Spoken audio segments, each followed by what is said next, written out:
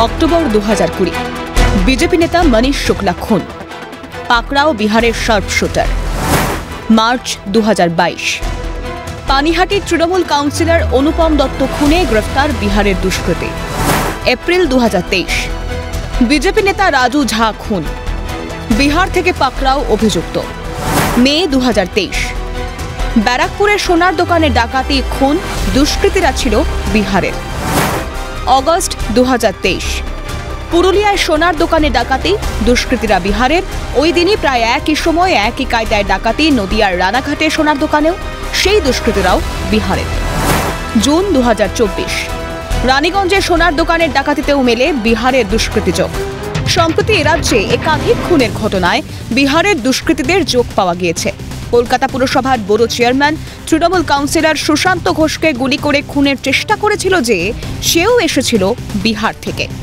মালদহের তৃণমূল নেতা বাবলা সরকার খুনে বিহারের পূর্ণিয়া থেকে পুলিশ গ্রেফতার করেছিল এক শুটারকে। তৃণমূলের গোষ্ঠীদ্বন্দ্বেই নাকি খুন হতে হয়েছিল পানিহাটির অনুপম দত্ত, মালদহের বাবলা সরকারকে। সুশান্ত ঘোষকে খুনের চেষ্টাও তৃণমূলের গোষ্ঠীদ্বন্দ্বের পরিণতি বলে অভিযোগ। সেখানেও দুষ্কৃতীদের সঙ্গে বারবার বিহার যোগে উদ্বেগ বেড়েছে এই বঙ্গে।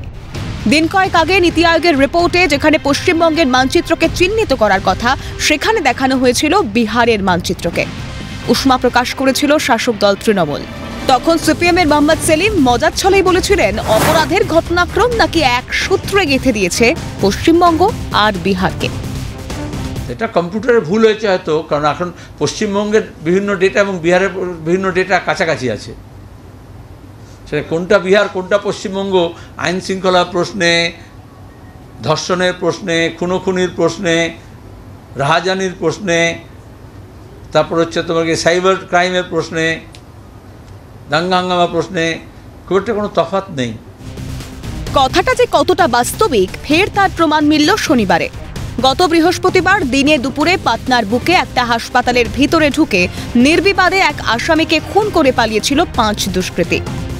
সিসিটিভিতে মোড়া হাসপাতালে ঢুকে এভাবে খুন করার দুষ্কৃতীর সাহস প্রশ্ন তুলে দিয়েছিল বিহারের আইনের শাসন নিয়ে।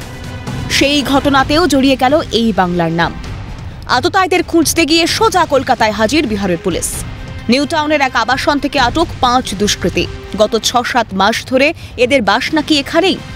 প্রশ্নের মুখে পশ্চিমবঙ্গের আইনের শাসন।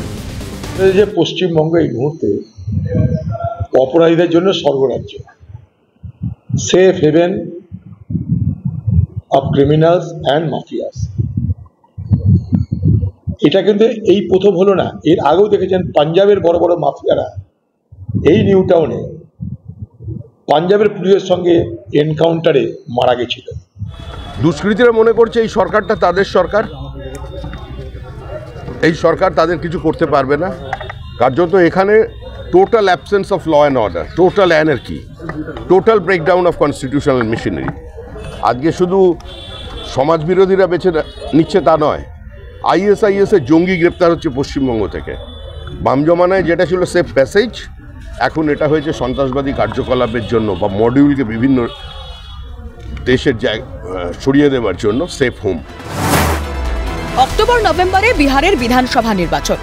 পুলিশ প্রশাসনিক মহলের মতে নীতিশ লালু সখ্যতা যখন যখন বেড়েছে তখন নাকি বিহারে বেড়েছে দুষ্কৃতীর দাপট। নীতিশ এখন বিজেপি সঙ্গী। ভোটের আগে ভাবমূর্তি ঠিক রাখতে অপরাধীদের রেয়াত করছে না নীতিশের সরকার। পাশের উত্তরপ্রদেশের পুলিশের হাতে পড়লে অপরাধীদের বাঁচা এখন কার্যত অসম্ভব। যতই সমালোচনা হোক, এনকাউন্টারেই আস্থা রেখেছেন যোগী আদিত্যনাথ। শুক্রবার রাতেও উত্তরপ্রদেশে ঘটেছে এনকাউন্টারের ঘটনা। তাই কি ভিন রাজ্যের দুষ্কৃতীরা এখন বাংলামুখী? বাংলাকেই কি অপরাধের স্বর্গরাজ্য বানাতে চাইছে দুর্বৃত্তরা? ভিন রাজ্যের দুষ্কৃতীদের সফট টার্গেট হয়ে উঠছে বাংলা। এই বাংলায় কি এখন ওদের নিরাপদ আশ্রয়? ফের উঠে গেল প্রশ্নগুলো। ক্যালকাটা নিউজ।